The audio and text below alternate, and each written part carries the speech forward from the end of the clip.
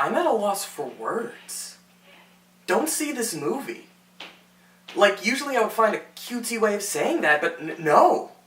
Just don't see this movie.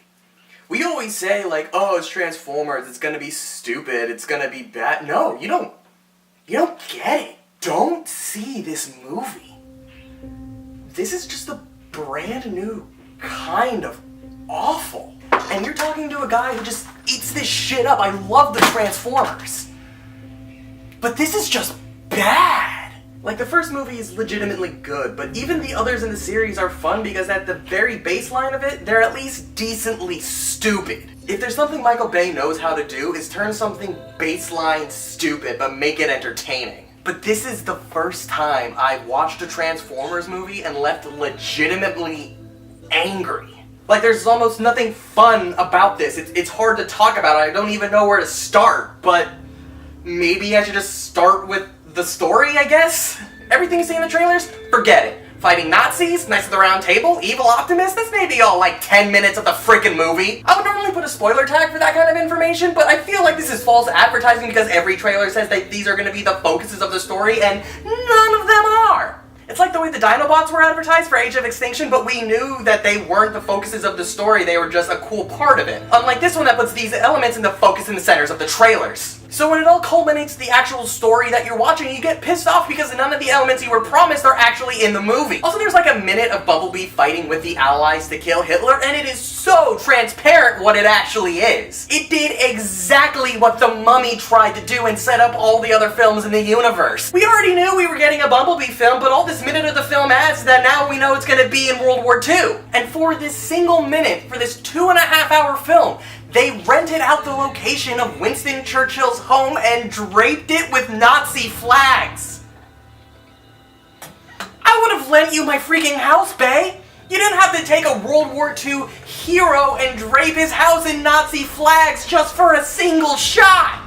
Also, because of this scene, the little continuity that the films actually had is now just entirely shot in the face. Even if it didn't make much sense, I accepted that for some reason the Transformers just essentially created all of Earth's history. But putting Bumblebee on Earth before the first movie shows how much you don't care. Cause you're telling me that during their search for the Allspark, Bumblebee went to Earth, became friends enough with a human to want to fight Hitler, and then leave. Only to come back to find the Allspark. It makes no sense if you're paying attention, but to be fair, who is? Essentially every character, especially Anthony Hopkins, just spouts exposition at you, and the scene ends with an action scene with characters you don't care about with so much clutter that it's hard to figure out what the hell is going on to begin with. If you've seen any of these, you know exactly where this story is gonna take you. The story is no different, it's just a predictable mess that makes you wish it was a literal hour shorter. No one develops, no one is a character, everyone is simply an excuse to watch characters get into a giant action scene, and despite me usually being the one to advocate turning off your brain and watching this kind of movie, it was just so much, and for the first time I was getting bored.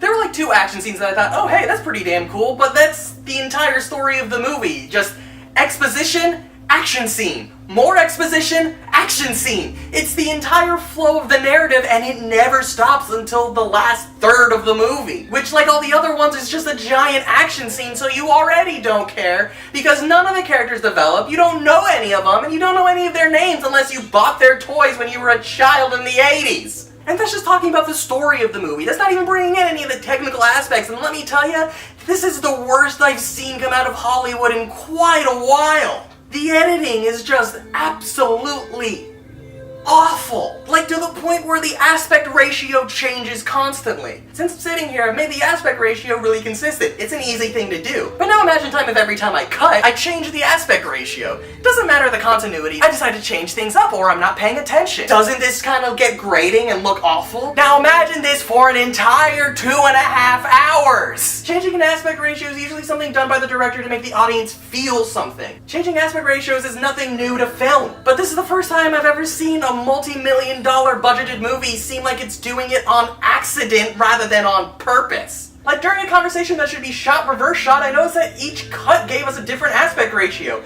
making me dizzy the entire movie. I swear, it wasn't even shot to shot, it was take to take! Even the directing felt like it was a lower standard of quality than Michael Bay's usually done, because I'm usually blown away on how the environment and the CGI characters interact with the live action elements, but this is the first time I felt like they were two entirely separate entities. This movie has a terrible story, terrible pacing, and even the damn editing is absolutely terrible!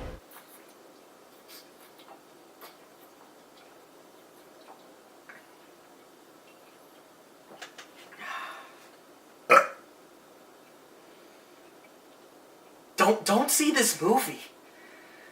Don't see this movie. This is 2.5 hours of your life you're not gonna get back. This gets a 1 out of 10. Just... oh god.